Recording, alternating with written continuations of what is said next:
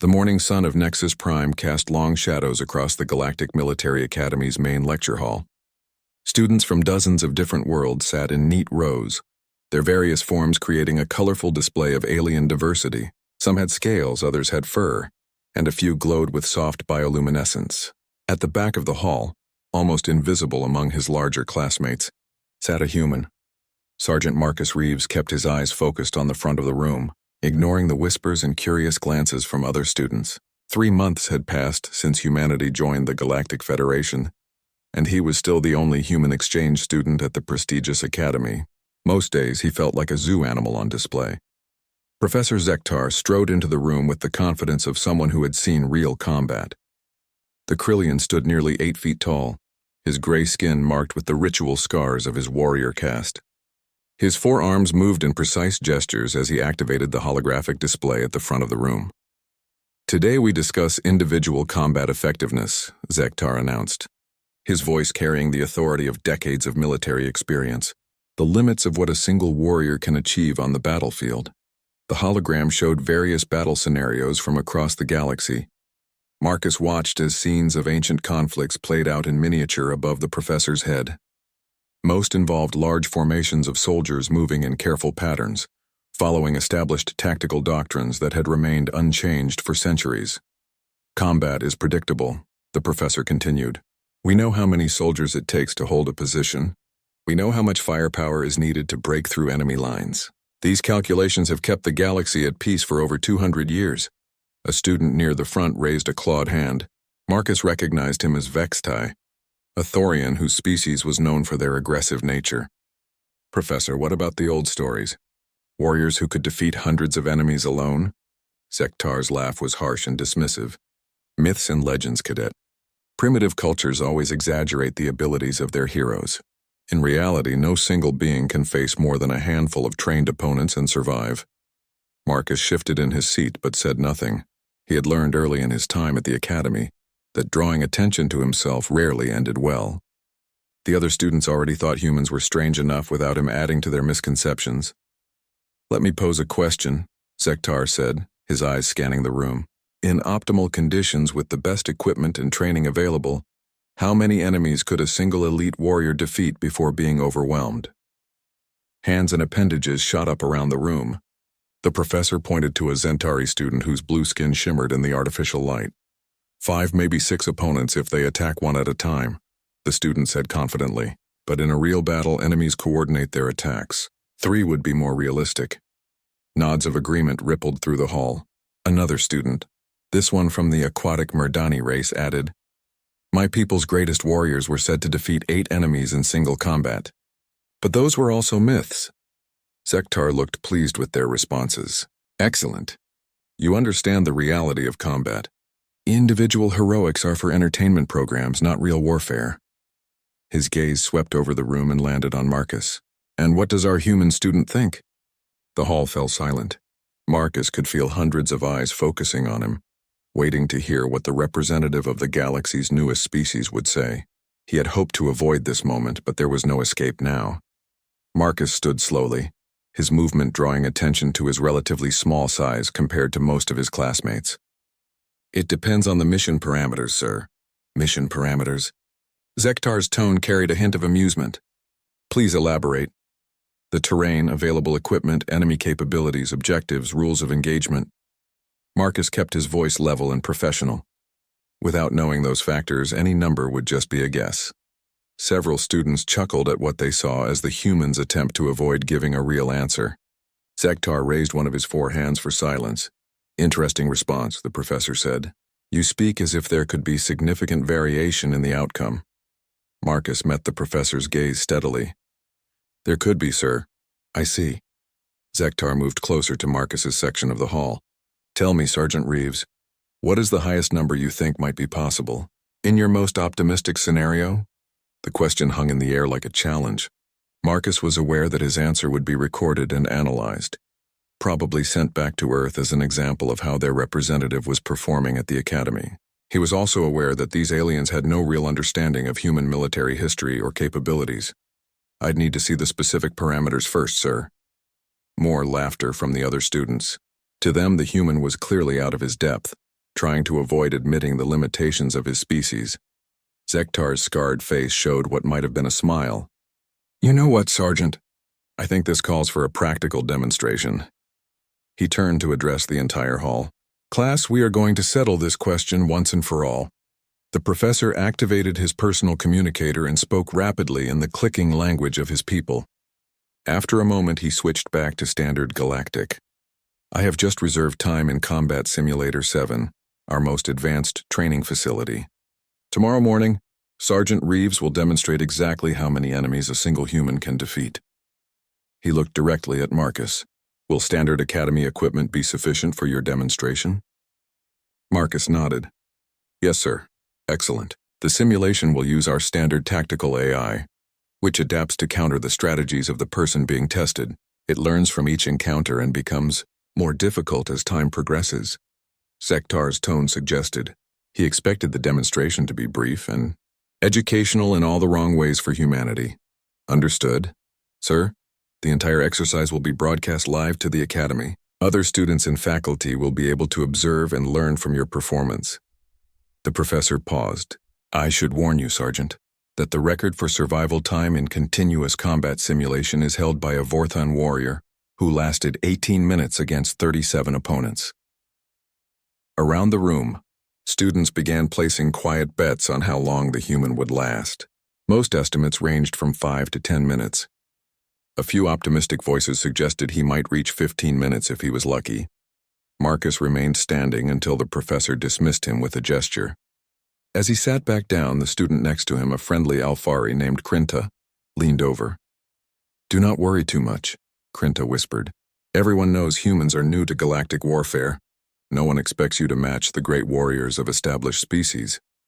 "Thanks," Marcus replied quietly. The rest of the lecture passed in a blur of tactical theory and historical examples.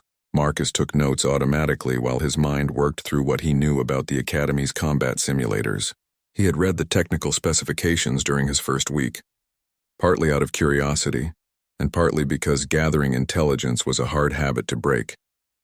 As the class ended and students began filing out, Professor Zektar called out one final comment. "Oh, and Sergeant Reeves, please eat a good breakfast tomorrow. You will want to be at your best for this educational experience." The tone made it clear that the professor expected the education to be about human limitations rather than human capabilities. Marcus simply nodded and gathered his materials. Walking across the academy grounds toward his quarters, Marcus pulled out his personal communicator and composed a brief message to his old unit back on Earth. The message was casual, mentioning only that he would be participating in a combat exercise the next day. He did not mention that the entire Galactic Military Academy would be watching, or that the results might change how the galaxy viewed humanity forever. Some things were better discovered than explained. The next morning arrived with an unusual buzz of excitement throughout the academy. Word had spread about the humans' upcoming demonstration, and students who normally showed little interest in combat simulations were making their way to the observation galleries. Marcus ate his breakfast in the mess hall while trying to ignore the stares and whispered conversations around him. The food was standard military rations designed to meet the nutritional needs of dozens of different species. It tasted like nothing in particular, which was probably for the best. Krinta slid into the seat across from him, her silver fur catching the morning light streaming through the windows. "The betting pools are getting quite large," she said quietly. "Most wagers are on whether you will last 8 or 12 minutes. "What did you bet?" Marcus asked, taking another bite of the flavorless protein bar. "I did not bet," Krinta replied. "Something about yesterday felt different, the way you answered the professor's questions. You were not boasting or making excuses. You sounded like someone who actually knew what they were talking about." Marcus smiled slightly. "Maybe I just watched too many war movies." "Perhaps." Krinta's large eyes studied his face. "Or perhaps there is more to human military training than the rest of us understand." An hour later, Marcus stood outside Combat Simulator 7, looking up at the massive structure that dominated the Academy's training complex. The building was a perfect cube, each side measuring nearly 200 meters. Inside, holographic projectors and force field generators could create any environment imaginable with complete realism. Professor Zektar approached with a group of senior faculty members, their various forms creating an impressive display of alien authority. Behind them came a steady stream of students, all eager to witness what they expected would be a brief demonstration of human limitations. "Sergeant Reeves," the professor called out, "are you ready for your educational experience?" "Yes, sir." "Excellent. Let me explain the parameters we have established for today's exercise." Zektar activated a holographic display that showed the interior layout of the simulator. You will face successive waves of enemies in various environments. Each wave will be larger and more tactically sophisticated than the last. The display shifted to show different terrain types: urban environments, forests, deserts, mountains, and others. The simulator will change environments between waves to test your adaptability. You will have 30 seconds between each transition to orient yourself. Marcus nodded, studying the layouts carefully.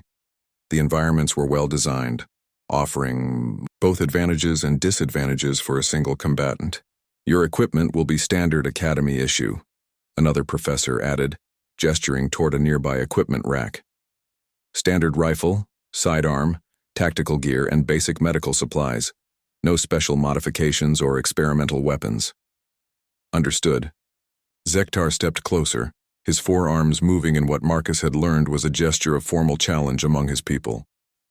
"The enemies you face will be controlled by our most advanced tactical AI. It learns from your actions and adapts its strategies accordingly. Every mistake you make will be exploited in subsequent waves." "How realistic is the damage modeling?" Marcus asked. "Completely accurate.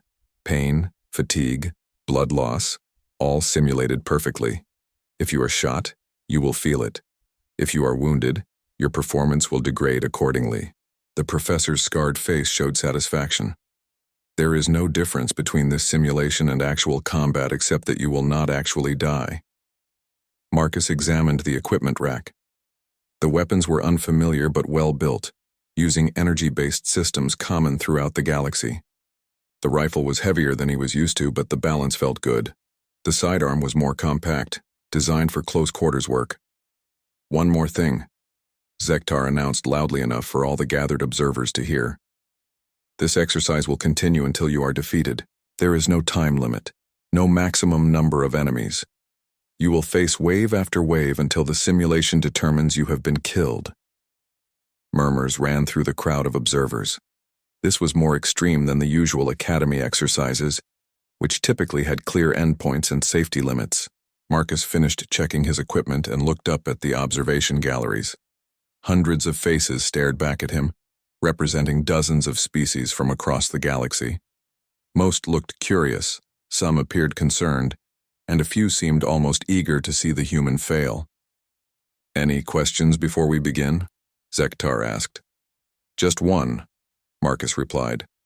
"Are there any restrictions on tactics or methods?" "None whatsoever. Use any strategy you think will be effective." "Thank you, sir." The massive doors of the simulator began to open with a deep humming sound. Beyond them lay a perfect recreation of an urban environment, complete with buildings, vehicles, and scattered debris. The attention to detail was remarkable. Marcus could even smell smoke and dust in the air. "The first wave consists of 10 opponents," Zektar announced through the facility's communication system. "They are positioned throughout the urban environment and will attempt to eliminate you using standard small unit tactics." Marcus stepped through the doorway and heard it seal behind him with a solid thunk. The simulation was now active, and somewhere in the artificial city ahead, 10 enemies were waiting to kill him. He moved to cover behind an overturned vehicle and took a moment to study his surroundings. The urban environment was a typical battlefield scenario: multiple levels, limited sight lines, and plenty of places for enemies to hide or set up ambushes. In the observation galleries above, Professor Zektar provided commentary for the gathered audience. "Notice how the human immediately seeks cover. This is basic tactical behavior, but we should see how long he can maintain it under pressure." The first enemy appeared at a second-floor window about 50 meters away. Marcus spotted the movement immediately and put 3 quick shots through the opening. The enemy fell backward out of sight. "Excellent marksmanship," Zektar observed. However, revealing his position to make that shot will bring the other 9 enemies directly to him. But Marcus was already moving, using the vehicle as concealment while he repositioned to a new angle. The sound of his shots had indeed drawn attention, and he could hear boots running on pavement as enemies moved to surround his last known position. The second enemy came around a corner at ground level, weapon raised and ready. Marcus was waiting for him. The alien dropped before he could fire a shot. Interesting, one of the faculty members commented. He anticipated the enemy's movement pattern. What happened next surprised everyone in the observation galleries. Instead of continuing to react to enemy movements, Marcus went on the offensive. He moved through the urban environment like he owned it, appearing where enemies least expected him and disappearing before they could respond effectively. The third and fourth enemies died in quick succession as Marcus used the building layouts to his advantage, attacking from unexpected angles and never staying in one position long enough to be cornered. This is not standard academy doctrine, Zektar muttered, watching the tactical display that showed Marcus's movement patterns. Where did he learn to fight like this? By the time the first wave ended 8 minutes later, all 10 enemies were down and Marcus had taken only minor damage from a single glancing shot to his shoulder. He used the 30-second break between waves to reload and assess his equipment condition. Wave 2 beginning now, the simulation announced. 15 opponents, forest environment. The urban landscape dissolved around Marcus, replaced by dense woodland with limited visibility and uneven terrain. Somewhere among the trees, 15 enemies were hunting him. In the observation galleries, the betting pools had gone silent. Students who had wagered on Marcus lasting 8 or 12 minutes were beginning to realize they might have seriously underestimated what they were about to witness. Professor Zektar stared at the tactical display, watching as the human began moving through the forest with the fluid grace of a natural predator. Perhaps, he said quietly to his colleagues, we should have asked different questions about human military capabilities.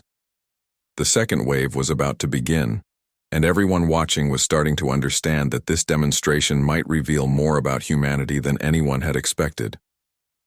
The forest environment was perfect for ambush warfare, with thick trees providing cover and uneven ground creating blind spots everywhere. Marcus moved through it like he had been born among these trees, his steps silent on the soft earth. The 15 enemies spread out in a standard search pattern, trying to locate and corner him. But Marcus was not where they expected him to be. He had climbed. From his position 20 feet up in a massive tree, Marcus could see 4 enemies moving below him. They were following what they thought was his trail, weapons ready and eyes scanning the forest floor. They never looked up. The first enemy died quietly, Marcus dropping from the tree like a falling shadow. His knife found the alien's throat before the creature could make a sound. Marcus caught the falling weapon and melted back into the underbrush before the other 3 realized their partner was gone.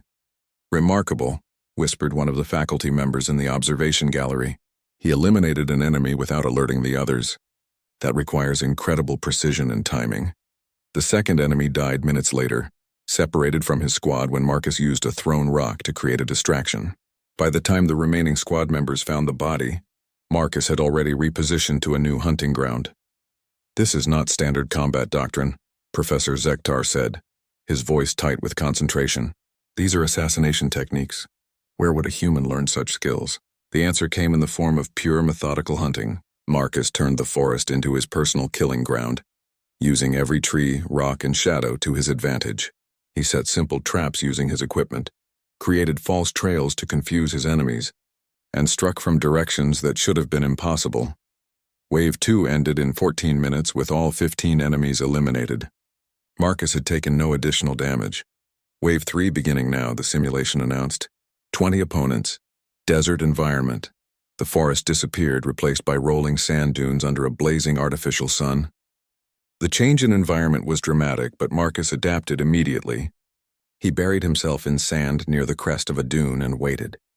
The 20 enemies appeared in a mechanized patrol, riding vehicles designed for desert warfare. They had better equipment than the previous waves and moved with the coordination of experienced soldiers. Marcus watched them through his scope, noting their formation patterns and communication protocols. When they stopped to investigate what appeared to be his tracks in the sand, he was ready. The first shot disabled the lead vehicle's driver. The second shot took out the gunner before he could return fire. The patrol scattered, seeking cover that barely existed in the open desert. But Marcus was no longer where his shots had come from. He had moved the moment after firing, using the terrain and the confusion of the attack to relocate. When the enemies focused their return fire on his previous position, they found only empty sand. How is he moving so quickly without being detected? Krenta asked from her seat in the student section. On the tactical display, Marcus's movement pattern looked impossible. He seemed to appear and disappear like a ghost, striking from unexpected angles and vanishing before effective counterattacks could be launched. The desert wave took longer, nearly 30 minutes, but the result was the same. 20 enemies eliminated. Marcus still combat effective despite accumulating minor wounds and fatigue. Wave 4 beginning now. 25 opponents, mountain environment. The simulation shifted again, this time creating a landscape of rocky peaks and narrow passes. The enemies had better equipment now and moved with the tactical sophistication of elite units. Marcus studied the terrain from his starting position on a high ridge. The mountain environment offered excellent long-range shooting positions but limited escape routes. It was a double-edged tactical situation that could work for or against him. He made his choice quickly, abandoning the high ground and moving into the valleys where the rocks and cliffs would break up enemy formations and limit their ability to use superior numbers effectively. The first contact came when an enemy patrol rounded a blind corner and found Marcus waiting for them. 3 enemies died in the first seconds of combat. The survivors tried to fall back and call for reinforcement, but Marcus pursued them aggressively, not allowing them time to regroup. "He is not fighting defensively," observed one of the senior faculty members. Most combatants in this situation would try to avoid contact and preserve their strength. This human is actively hunting his enemies. What followed was a running battle through narrow canyons and rocky slopes. Marcus used the terrain masterfully, forcing enemies into kill zones and disappearing when they tried to coordinate attacks against him. By now, word of the demonstration had spread throughout the academy. Faculty members from other departments were arriving to witness what was becoming an unprecedented display of individual combat effectiveness. "How long has this been going on?" asked Admiral Vornash, the Academy's commandant, as she took her place in the observation area. 2 hours and 17 minutes, Professor Zektar replied, his voice showing strain. "He has eliminated 65 enemies across 4 different environments." Admiral Vornash studied the tactical display with the eye of someone who had commanded fleets in actual warfare. "What is his casualty rate?" 0. He has taken minor wounds but remains fully combat effective. The mountain wave ended after 43 minutes. 25 more enemies eliminated. Wave 5 beginning now. 30 opponents, a space station environment. The mountain peaks dissolved, replaced by the corridors and chambers of a space station.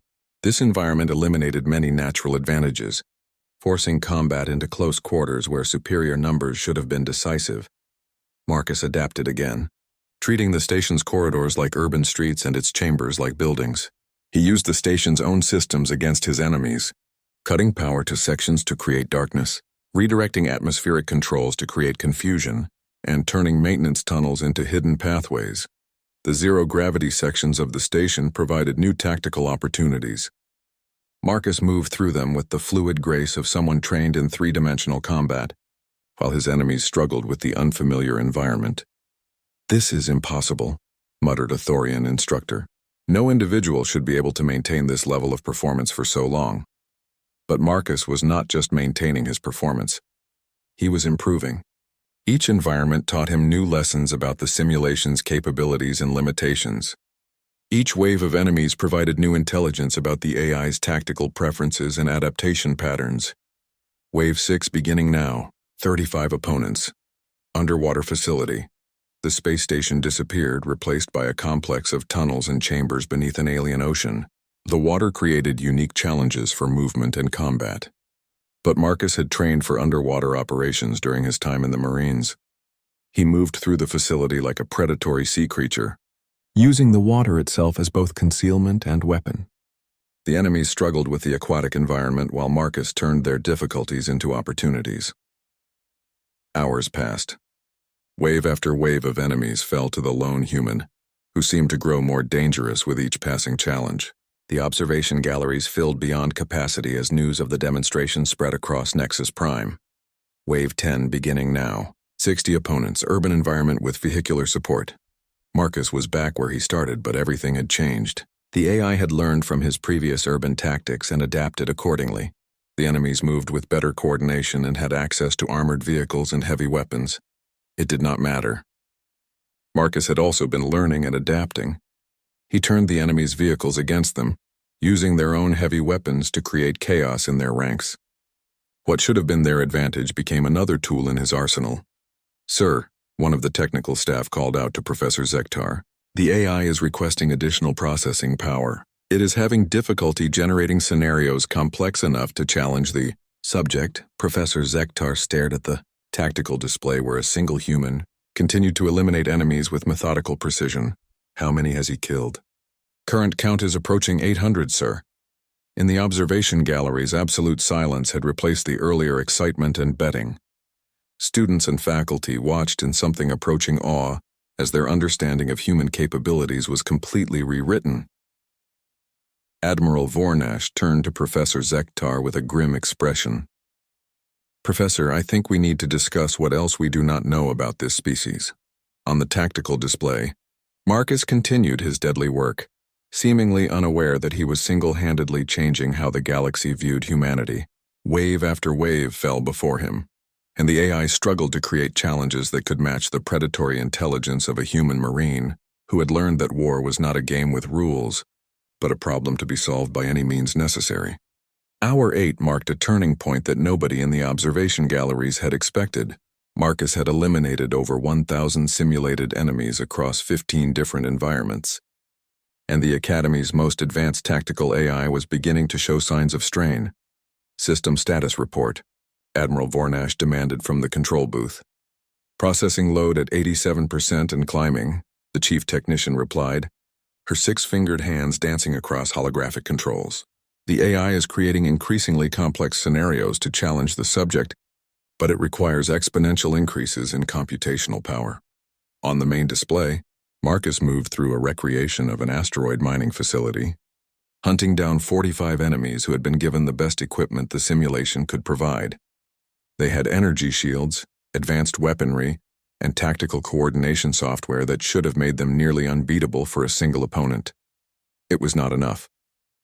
Marcus had learned to read the AI's patterns. Every adaptation the system made, he countered with adaptations of his own. When the enemies started using better communication equipment, he learned to jam their signals using improvised techniques. When they deployed energy shields, he found ways to overload them or attack from angles the shields could not protect. "He is not just fighting," Professor Zektar observed, his voice filled with something approaching wonder. "He is learning the system itself and turning it against its own creations." The asteroid facility wave ended with Marcus having eliminated all 45 enemies in 38 minutes. His accumulated wounds were beginning to show, but his tactical effectiveness remained unchanged. If anything, he seemed to be getting more efficient. Wave 16 beginning now. 50 opponents, Arctic Research Station. The asteroid facility dissolved into a landscape of ice and snow, dotted with research buildings and connected by enclosed walkways. The extreme cold was perfectly simulated, adding environmental hazards to the combat challenges. Marcus had never fought in Arctic conditions before, but he adapted with the same methodical intelligence he had shown in every previous environment. He used the cold as a weapon, breaking heating systems to create discomfort and confusion among his enemies. He turned ice formations into improvised weapons and used snow to conceal his movements. "Sir," the technician called out again, "we have a problem. The AI is requesting permission to exceed safety parameters for enemy equipment." Admiral Vornash frowned. "Explain." "The system wants to give the enemies weapons and equipment beyond what we normally allow in training exercises. It believes this is the only way to create a meaningful challenge." In the observation galleries, faculty members exchanged worried glances. Training simulations were carefully controlled to prevent serious injury or psychological trauma. Allowing the AI to exceed those parameters entered uncharted territory. "Approved," the Admiral said after a moment of consideration, "but maintain full monitoring. If the subject shows signs of severe distress, we terminate immediately." Understood, Admiral. The Arctic wave concluded with 50 more enemies eliminated. Marcus had learned to use the station's own research equipment as weapons, turning scientific instruments into tools of war with frightening creativity. Wave 17, beginning now. 60 opponents, volcanic research facility. The ice and snow vanished, replaced by the heat and smoke of an active volcanic region. The research facility was built into the rock face of the volcano itself, with lava flows providing both illumination and deadly environmental hazards. The enemies now carried weapons that would have been considered excessive in normal training scenarios. Their armor was military-grade rather than training equipment. Their coordination protocols were based on actual combat formations used by elite galactic special forces. Marcus studied the new environment through the scope of his rifle, noting the lava flows and unstable rock formations. Then he smiled for the first time since the simulation had begun. Did he just smile? Krinta whispered to the student beside her. I think he did, came the worried reply. What followed was unlike anything the observers had seen in the previous waves. Marcus did not just adapt to the volcanic environment. He weaponized it. He triggered controlled rock slides to eliminate enemy positions. He used the heat and gases from lava flows to create confusion and disorientation. He turned the volcano itself into his ally. This is not possible, breathed a Zentari combat instructor. He is using environmental hazards as tactical assets. That requires computational ability beyond what we thought any organic being could possess.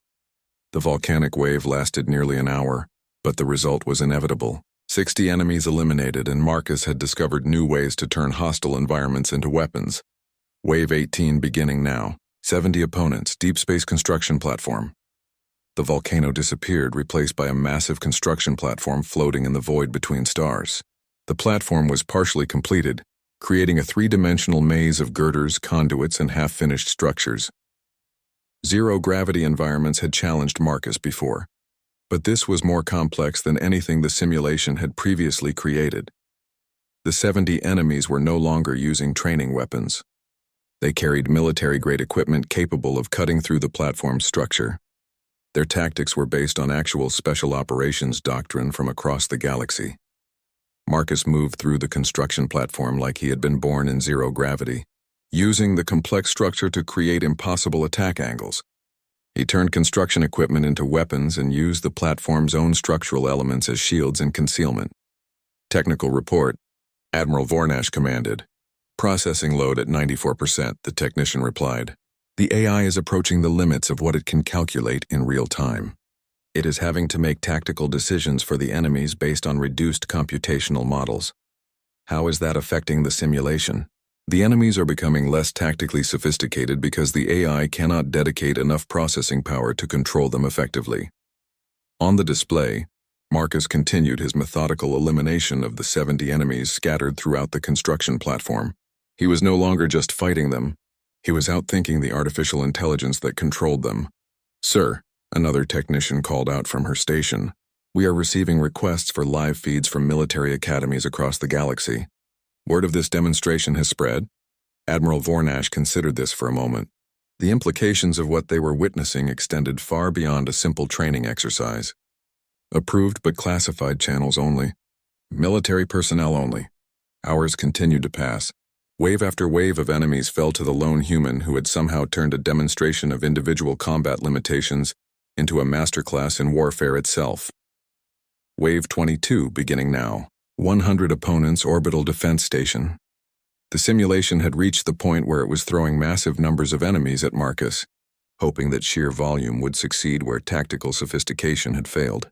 The orbital defense station was a fortress in space, designed to withstand attacks from entire fleets. Marcus moved through it like a force of nature, eliminating enemies with mechanical precision. He had learned to predict the AI's tactical decisions and was staying several steps ahead of every adaptation the system attempted. Current elimination count? Professor Zektar asked quietly. 2,437, came the reply. In the observation galleries, representatives from dozens of worlds watched in stunned silence as a single human redefined their understanding of what was possible in individual combat. Students who had entered the academy believing they understood warfare found their fundamental assumptions crumbling. Sir, the chief technician announced, The AI is making a formal request. What kind of request? It wants to know if there are any tactical restrictions on enemy behavior that it should be aware of. It believes the subject may have capabilities that were not included in the original parameters. Admiral Vornash looked at Professor Zektar, who had initiated this demonstration as a simple academic exercise. Professor, what exactly do we know about human military training? Professor Zektar stared at the tactical display, where Marcus continued his impossible performance. Apparently, much less than we thought. The simulation continued, and with each passing hour it became more clear that they were not just witnessing exceptional individual performance. They were seeing the military potential of an entire species that the galaxy had seriously underestimated. Hour 17 brought the simulation to its breaking point. Marcus had eliminated over 4,000 enemies across 37 different environments, and the Academy's most advanced AI was consuming processing power at rates that threatened the stability of the entire system. System critical warning, the chief technician announced. Processing load at 98%. We are approaching computational limits. Admiral Vornash stood in the control booth watching displays that showed tactical scenarios beyond anything in galactic military doctrine. How is this possible? The AI should have been able to defeat any individual combatant hours ago. The problem is not the AI's tactical ability, Professor Zektar replied, his voice hollow with disbelief. The problem is that we designed it to fight opponents who follow rational tactical doctrine. This human does not fight rationally. On the main display, Marcus moved through a recreation of a planetary defense complex, eliminating enemies with methods that defied every principle of individual combat the Academy taught. He had learned to use the AI's own tactical sophistication against it, predicting its adaptations and countering them before they could be implemented. He is not fighting like a soldier, observed General Kreshta, who had arrived from fleet headquarters to witness the demonstration. He is fighting like a predator that has learned to use tools. The observation galleries had filled beyond capacity. Military officers from across the galaxy watched through secure channels as their understanding of combat effectiveness was completely rewritten. Students pressed against the viewing windows trying to comprehend what they were seeing. Sir, the technician called out again, the AI is requesting permission to exceed maximum enemy deployment limits. How many enemies does it want to deploy? 250 in the next wave, sir. It believes this is the minimum number required to create meaningful tactical pressure. Admiral Vornash stared at the number on her display. Standard Academy doctrine held that no environment should contain more than 50 enemies for individual combat scenarios. Deploying 250 opponents against a single combatant was beyond extreme. Approved, but prepare emergency shutdown procedures. Wave 38 beginning now. 250 opponents, Fortress World Command Center. The planetary defense complex dissolved, replaced by the interior of a massive military command facility. It was designed to coordinate the defense of entire star systems, with multiple levels, countless chambers, and defensive systems that should have been impregnable to individual assault. The 250 enemies were no longer following standard tactical doctrines. The AI had given them instructions to use any means necessary to eliminate the single human who had somehow survived everything else the system could create. Marcus paused at the entrance to the command center, studying the tactical situation. For the first time in 17 hours, he faced numbers that should have been absolutely impossible to overcome. Any rational analysis would conclude that his remarkable run was about to end. Instead, he began to hunt. What followed was not combat in any sense that the observers understood. Marcus moved through the command center like a natural disaster, using every system, every structural element, every piece of equipment as a weapon. He turned the facility's own defensive systems against its defenders. He used the command center's communications network to create confusion and misdirection among his enemies. He has stopped fighting like an individual, General Kreshta observed with growing alarm. He is fighting like an entire military unit compressed into a single person. The Fortress World Wave lasted 2 hours and 37 minutes. When it ended, all 250 enemies had been eliminated, and Marcus remained combat effective despite accumulating wounds that should have incapacitated him hours earlier. System failure imminent, the technician announced. The AI cannot generate scenarios complex enough to challenge the subject while maintaining system stability. What does that mean? Admiral Vornash demanded. It means the simulation has reached the limits of what it can process. The AI would need exponentially more computational power to continue creating meaningful challenges. In the observation galleries, absolute silence reigned. Students and faculty members stared at displays showing elimination counts that seemed impossible. Marcus had single-handedly destroyed the equivalent of several military battalions, while sustaining only minor injuries. Current total? Professor Zektar asked quietly. 4,247 confirmed eliminations, came the reply. Admiral Vornash made the decision that ended the most significant military demonstration in galactic history. Terminate the simulation. The Fortress World Command Center began to dissolve around Marcus as the holographic systems powered down. For a moment, he stood alone in the empty simulation chamber, still holding his weapon and scanning for threats that no longer existed. The massive doors opened with their familiar humming sound, and Marcus walked out into a silence that stretched across multiple worlds. Every person in the observation galleries, every military officer watching through secure channels, every student who had come to witness what they thought would be a brief demonstration of human limitations, stared at him in stunned disbelief. Professor Zektar descended from the control booth, his forearms trembling slightly as he approached the human who had just redefined warfare itself. "Sergeant Reeves," he said, his voice carrying across the silent galleries. "You have answered our question about individual combat effectiveness." Marcus set down his weapon and looked up at the hundreds of alien faces staring at him. "What was the final count, sir?" 4,247 enemies eliminated across 38 different combat environments. Professor Zektar paused, struggling to find words for what he had witnessed. "The simulation was terminated not because you were defeated, but because our systems could not continue to generate adequate challenges." "I see." Marcus's response was calm, professional, as if he had just completed a routine training exercise rather than the most significant military demonstration in galactic history. "Sergeant," Admiral Vornash called out from the control booth, "you were asked how many enemies a single warrior could defeat. What is your answer?"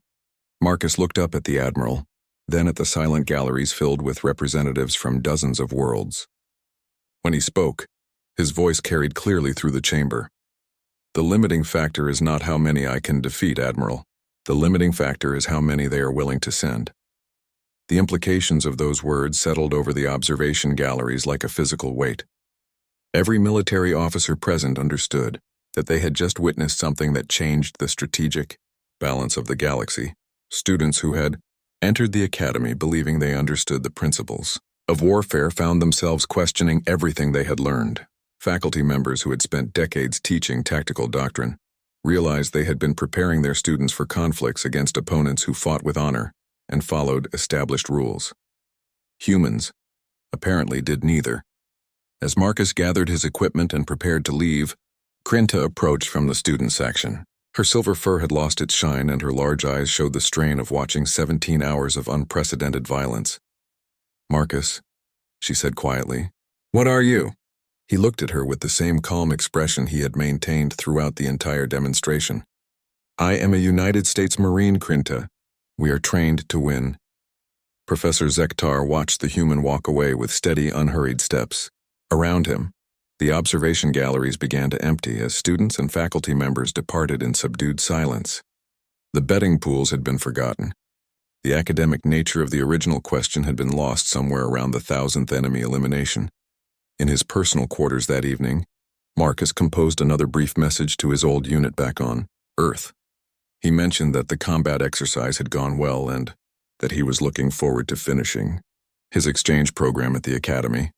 He did not mention that military academies across the galaxy were convening emergency sessions to reassess humanity's threat potential. He did not mention that several species had quietly begun reviewing their diplomatic relationships with Earth. He did not mention that the Galactic Federation was beginning to understand that they had invited a race of apex predators to join their peaceful alliance. Some things, Marcus had learned, were better discovered than explained, and the galaxy was about to discover a great deal more about humanity than they had ever wanted to know. In the depths of the Academy's classified archives, Admiral Vornash filed a report that would influence galactic policy for generations to come. The report contained a single recommendation that would echo through the halls of power across dozens of worlds. Under no circumstances should humanity ever be considered an enemy of the Galactic Federation. The question had been answered. The Academy was indeed speechless, and somewhere in the vast network of galactic communications, the word was already spreading. Humans were not like other species. They were something else entirely, something dangerous,